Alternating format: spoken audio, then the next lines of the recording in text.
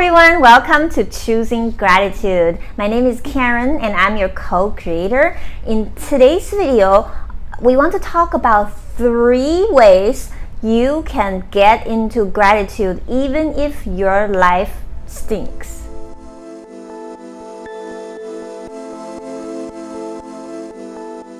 Alright, welcome back. If this is the first time you watch my videos, thank you for watching and please consider subscribing. This is a channel that is dedicated to helping people create their dream lives by tapping into the highest vibration of the universe, gratitude.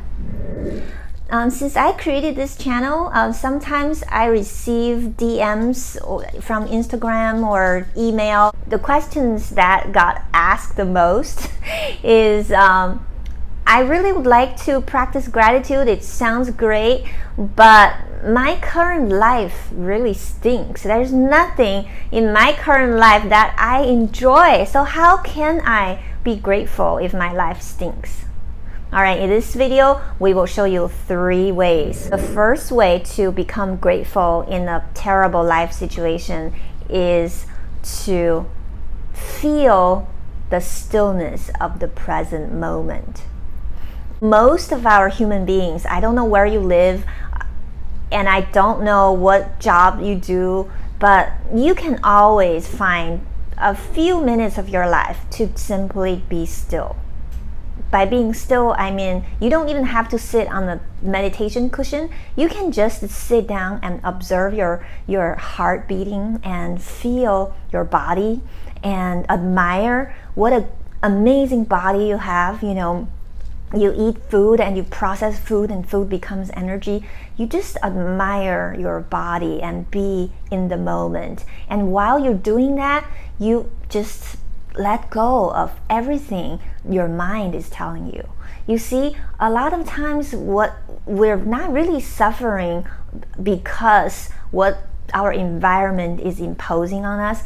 It's really because we are interpreting our environment in a certain way, and then we send out a lot of resistant energy. The more resistance we send out energetically, the more resistance we receive from our environment. Okay, so if you feel your life stinks, that's okay. Just be committed from this point on and say, every day I'm going to just take out 5 minutes of my life, preferably in the morning, okay? You just become committed to simply being in the moment. And in that moment, it's total peace, it's total stillness, and try to be alone. Don't let anybody bother you, especially people you don't like. And once you can feel the beauty of each moment, try to expand this. Remember, stillness and gratitude are interconnected. They're really the one thing, okay? So the more still you can feel, the less your mind will tell you crazy stories, and the better you feel, and the better you feel, the easier it will be for you to find something to feel grateful about. So that's the first tip, okay? Second way to get in the feeling place of gratitude when you are living in a terrible life situation is to simply write your story differently, okay? So what you do is you write down everything that you don't like about your life, and then you write a different version about it. Okay, like for example, you can write, I hate my job, I have a terrible boss, I make minimum wage, I just feel so stuck. So that's one version, okay? And you can then look at it and just playfully imagine, what could you do if you could have a different version of the same story, okay? Then you can say, I'm a person who has a job. The economy isn't doing the best, and I still have a job. Many people don't have one. I'm not the favorite person on my boss's list, but he never thought about firing me, and I still have a job. I'm making so and so much money. I have enough money to pay all my bills. As a matter of fact, right now, I'm enjoying my dinner and I have enough food. I'm grateful. See, you're still in the same job. You're writing about the same job, but now your energy is shifting.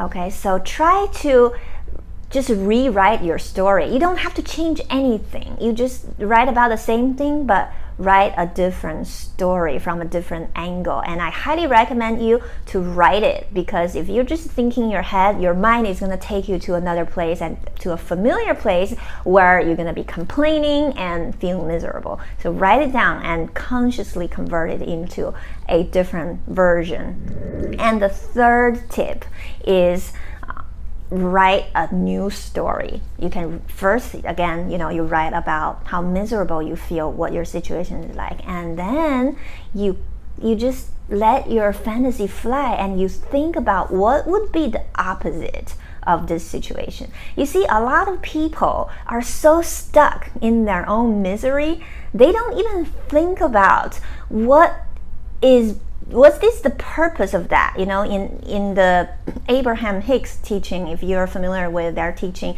they always talk about the value of contrast, right? Because contrast really sharpens your desires, right? Contrast will make you understand by experiencing what you don't like. Contracts will help you understand what you do like, okay? Let's say you work in a situation where your boss is treating me very poorly and you're not making a lot of money, just, hypothetically. You can try to learn from this situation, and you realize that, okay, so what I want is to feel respected. What I want is to feel abundant. What I want is to feel that my job is great, okay? So then you rewrite your story. This time is like the second tip, you're not writing the same story with a different twist. You are writing a brand new story where you already have every dream fulfilled, and you thank the universe, okay? You start with thank you for giving me a great job, and in this job you just write down your imagination. Writing is a very, very powerful tool, because when you're writing, sometimes your mind can become silenced, and that little gap between thoughts, that's where you find gratitude. That's where you find stillness. That's where you find love, joy, and if you believe in God, that's where you find God, which is everything in the universe, all that is. All right, thank you for watching this video, and I hope you can start practicing these 3 tips right away. Please like this video and leave a comment down below. Subscribe to the channel and click the notification bell, and I will see you in the next video.